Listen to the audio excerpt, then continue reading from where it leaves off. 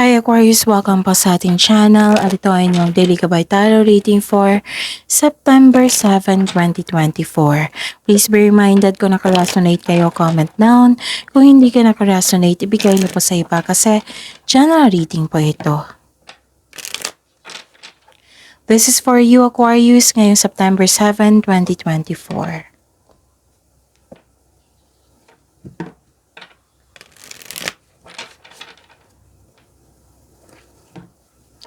Maraming salamat po sa inyong patuloy na suporta at maraming salamat din po sa mga hindi nag-skip ng ads. Gamitin ang reading na ito bilang gabay lamang sa mga hindi pa nag-subscribe, subscribe na po kayo at click bell notification para malaman nyo na may bago tayong video. Para sa mga gusto magpa-reading po, may lumabas dyan sa screen nyo ngayon. Panoorin nyo po at sundin ang instruction. Calling the attention sa mga suki ko dito na Aquarius, open na po inyong Monte Gabay Tarot reading for September 2024. May 6 months from now reading tayo at love life reading po. So message me Aquarius for schedule. Maraming salamat po.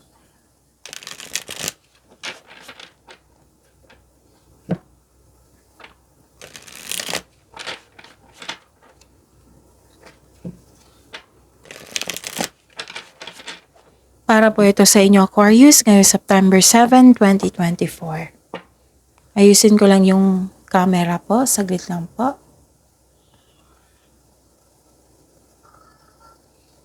Okay. I think okay na.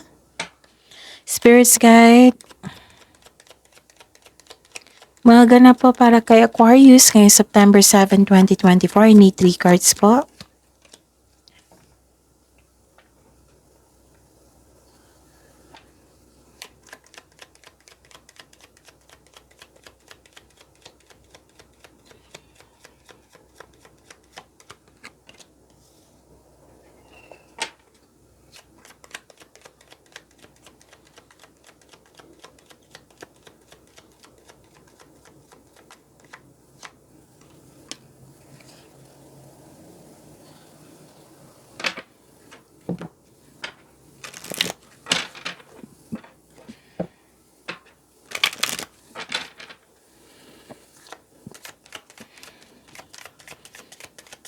Spirits Guide, mga mensahe po para kay Aquarius ngayong September 7, 2024.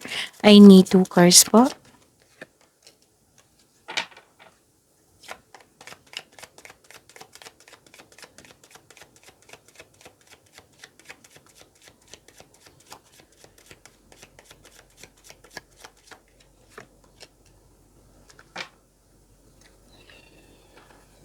Okay. Aquarius. Ngayong September 7, 2024, may nakita ko ditong 2 card na po kasi nagsabi dito na nagkaroon ng long-term plans. Okay? Tapos gagawa kayo ng desisyon regarding ito sa passion niyo po.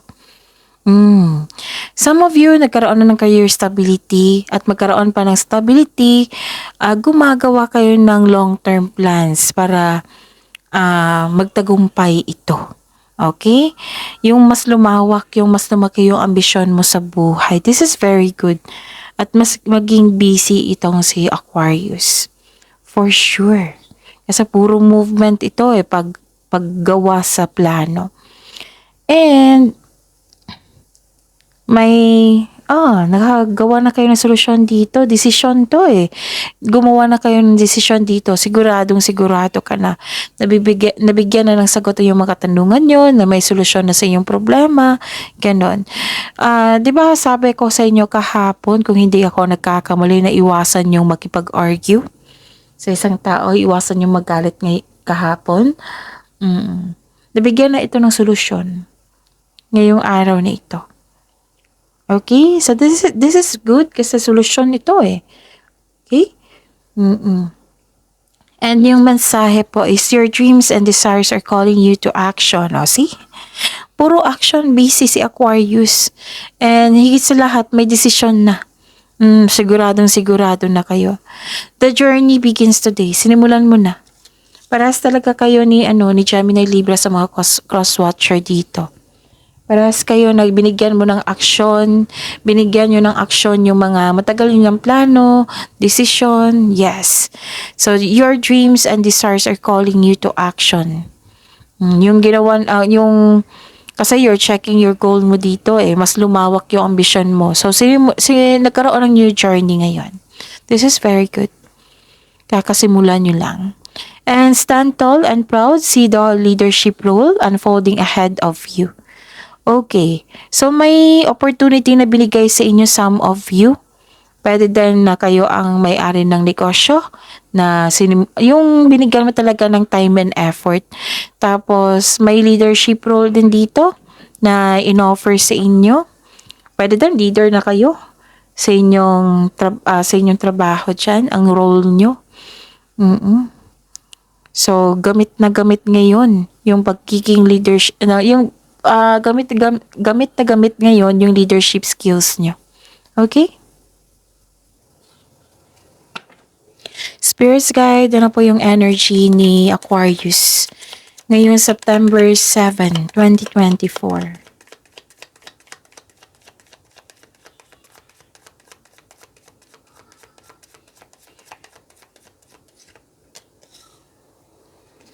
And the clarification of this card po.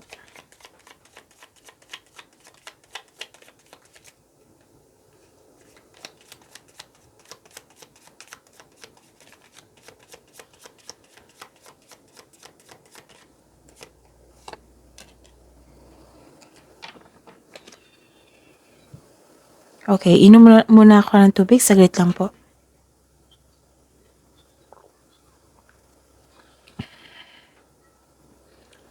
Okay.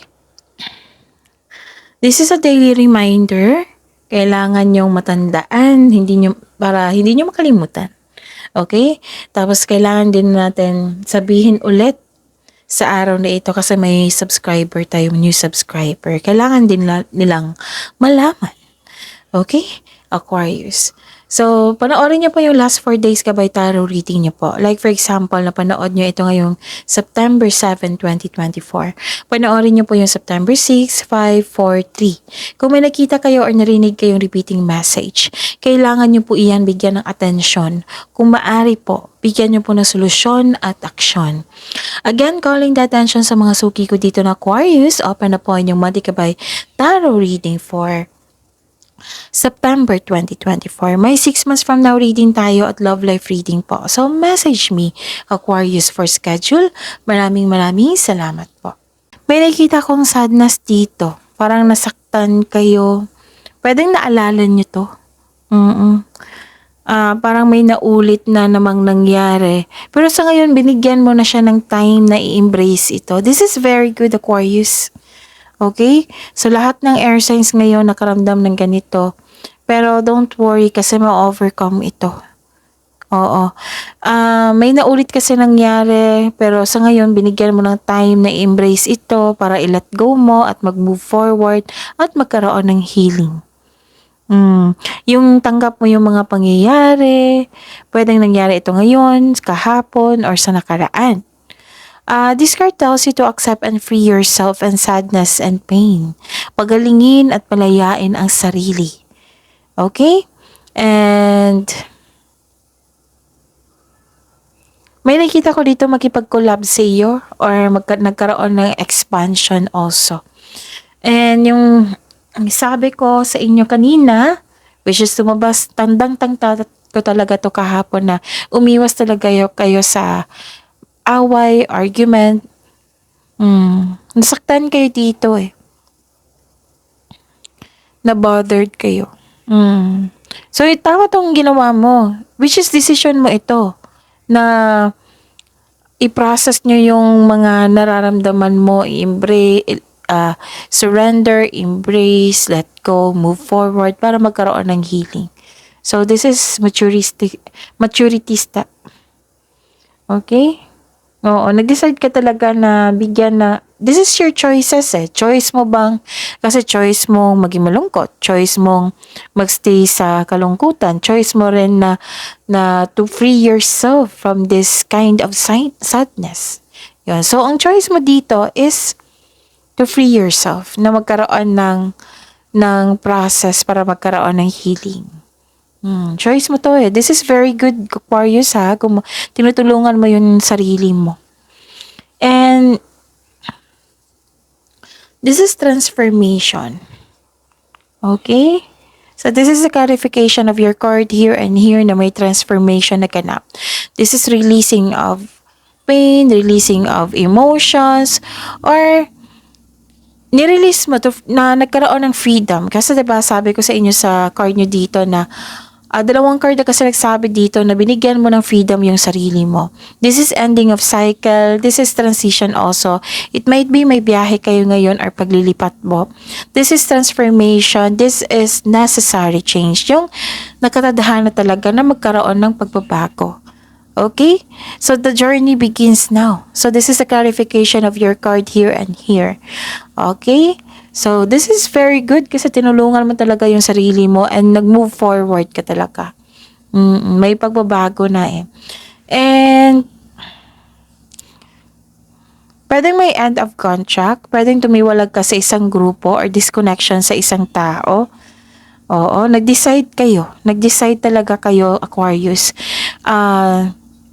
Yes, nasabi ko na, 'di ba, yung pagbabago, new journey. Pwede din na-let go mo yung opportunity na hindi mo na kailangan. Yung dumating yung opportunity na hindi mo na siya kailangan, na-let go mo. Pwedeng paglilipat din ito ng bahay, lokasyon, sa negosyo, pwedeng ganon. Growth always means leaving something behind. Kasi nakita ko dito na dalawang card na nagsabi dito, gusto mo nang magkaroon ng expansion, yung growth sa inyong sarili, sa inyong development sa inyong buhay. Gumagawa ka ng paraan, Aquarius. Okay? Para magkaroon din ng peace of mind, yes, this is very good. Kasi, di ba, kung if for example, toxic ng yung place, toxic yung treatment, di ba? So, binigyan mo ng layang yung sarili mo para magkaroon ng peace of mind. This is very good. Okay? Ano pa?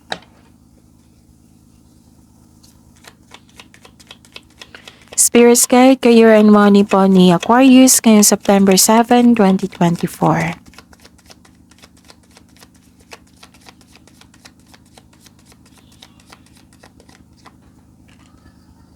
And the clarification of this card po.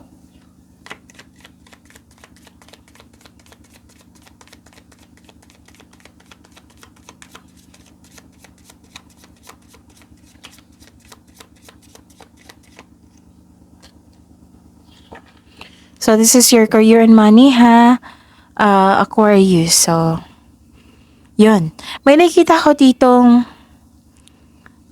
di ba sabi ko sa inyo na parang may paglilipat, biyahe, pwedeng literal talaga na movement, na busy kayo ngayon. Kasi kanina pa to busy si Aquarius. Kasi sisimulan mo na yung bagong journey sa inyong buhay. Binigyan mo na ng action. Okay? May sense of adventure po dito.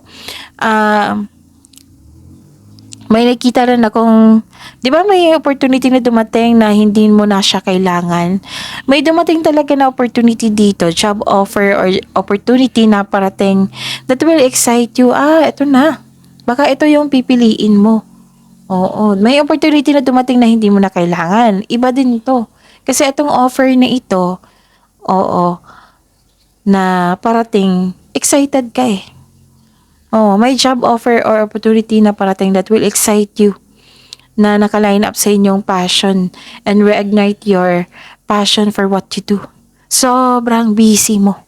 Kanina pa to. This is a repeating message ilang beses na from here to here. Sobrang busy niyo, Aquarius. Okay?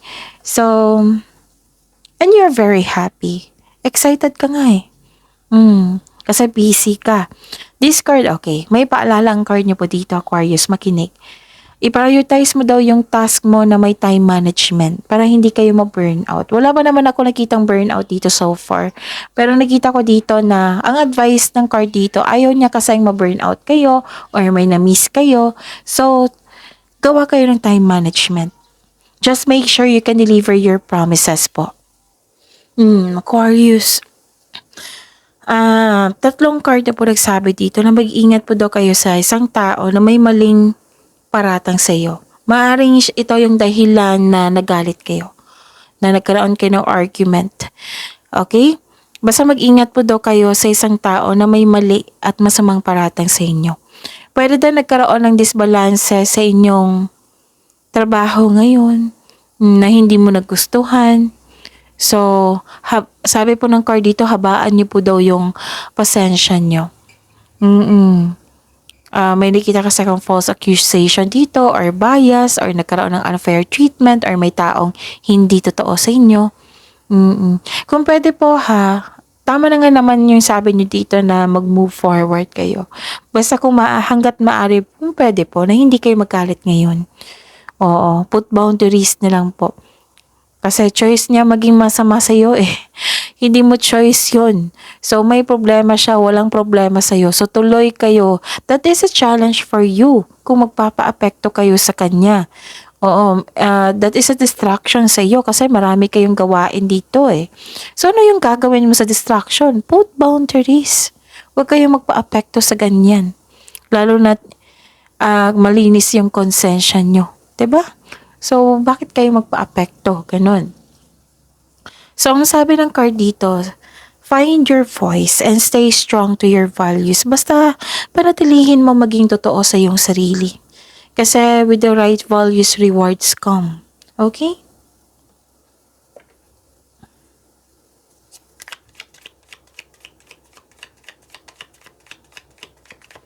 Spirits guide love, life, self-love, partnership, and romance ni Aquarius ngayong September 7, 2024.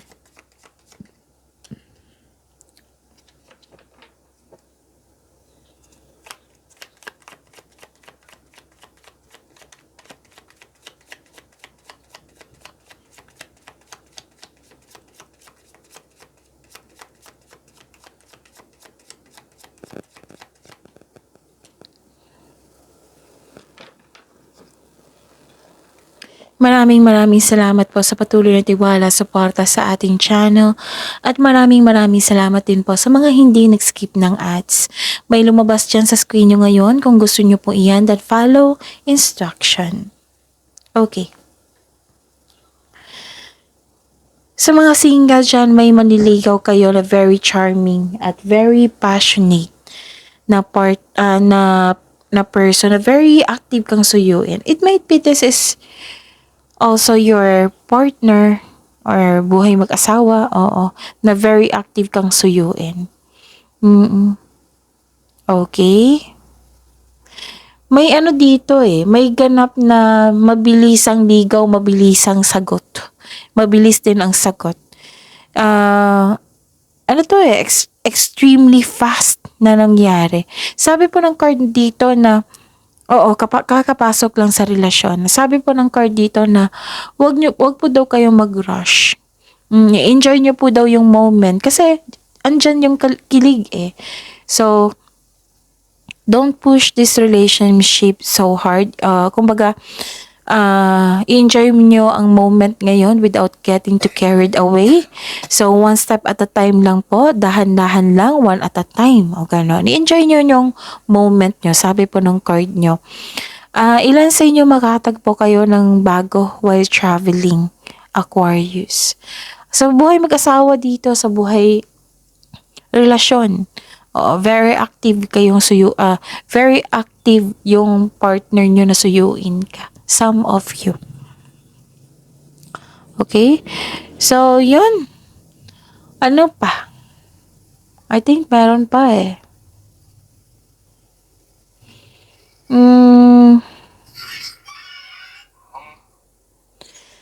Okay. May nakita ako ditong stagnation, nag-iisip kayo. Do not attract negativity, sabi po ng card dito. Kung pwede po. Kasi nakita ko dito, some of you, nagkaroon ng stagnation. It might be overthinking. Sa kaka-overthink nyo, nagkaroon na ng hesitation. So, hindi yan nakakabuti sa inyo.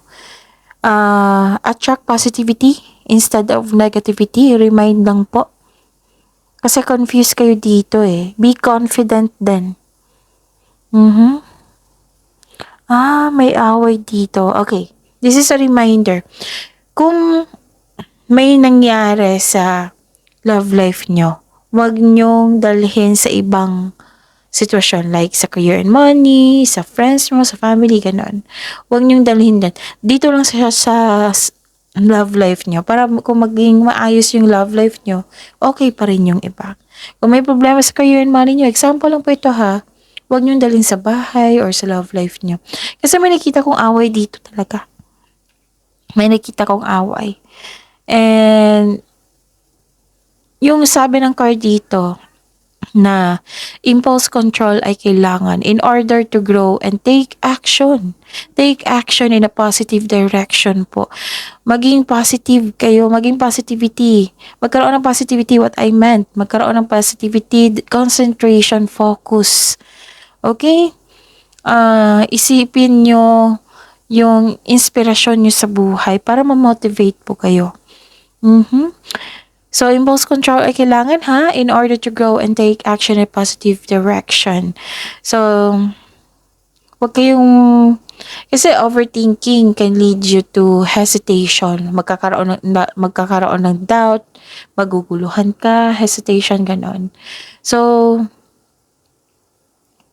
take an action instead na mag-hesitate kayo and stop overthinking. Kasi alam naman natin na hindi yan nakakabuti sa atin. Hindi siya nakakatulong.